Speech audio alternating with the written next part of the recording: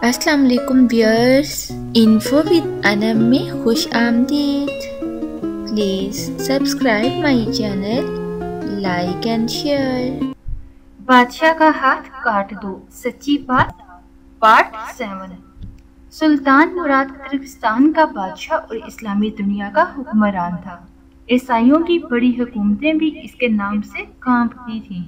यूं तो हर मुसलमान हुक्मरान को इमारतें बनवाने का शौक रहा है, लेकिन सुल्तान मुराद मस्जिदों की तामीर में बहुत दिलचस्पी रखता था। एक दफा इसने अपने दिल में एक मस्जिद का नक्शा बनाया। ये मस्जिद इसके ख्याल का हसीन मौका थी। इस दौर में एक इंजीनियर को बुलाकर नक्शा दिखाया और मस्जिद की तामीर पर लगा दिया। वक्त गुजरता गया, मस्जिद आहिस्ता आहिस्ता बनती रही और लाखों अशरफियाँ खर्च हो गईं।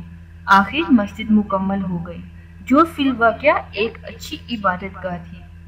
इंजीनियर बड़े दावे के साथ बादशाह के हुजूर हाजिर हुआ और अर्ज की कि हुजूर, मस्जिद तैयार है, मुलाहजा फरमाइए। बादशाह नई मस्जिद देखने के लिए गया। मस्जिद को हर तरफ से देखा, ऊपर से, नीचे से, शुमालो जनूब से, मगर इत्तेफाक देखिए कि अच्छी इमारत अपने तकाजे के लिए बादशाह की पसंद की मुंतज़िर है, मगर बादशाह है कि इसे ये इमारत कतन पसंद नहीं आई। वो अपने आप को संभालने की कोशिश करने लगा।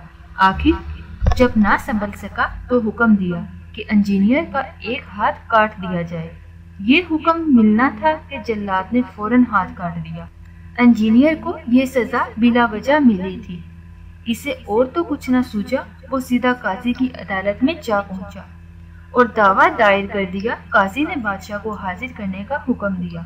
जब बादशाह हाजिर हुआ तो अदालत में इंजीनियर भी खड़ा था। बादशाह ये देखकर घबरा गया। काजी ने बादशाह के बयानात लिए और हुक्म दिया, बादशाह का भी एक हाथ काट दिया जाए। इस हाथ से भी खून गिरना चाहिए ताकि वो आइंदा गलत फैसले से परहेज करे। बादशाह ने काजी का फैसला सुना तो अपना हाथ आगे बढ़ाया। इंजीनियर ने देखा तो इसकी चीखें निकल गईं और बोला, मैंने इंसाफ पा लिया। मैं बादशाह को अपना खून माफ करता हूँ और किसी दबाव के बगैर बख्शता हूँ। इतना सुनना था कि बादशाह की जान में जान आई और इसने इंजीनियर को बहुत सा साजो सामान देकर रुखसत किया और अल्लाह का शुक्र अदा किया कि काजी इस्लामी अहकाम के ऐलान में इस कदर दिलेर हैं कि बादशाह को भी मुजरिम करार दे देते हैं।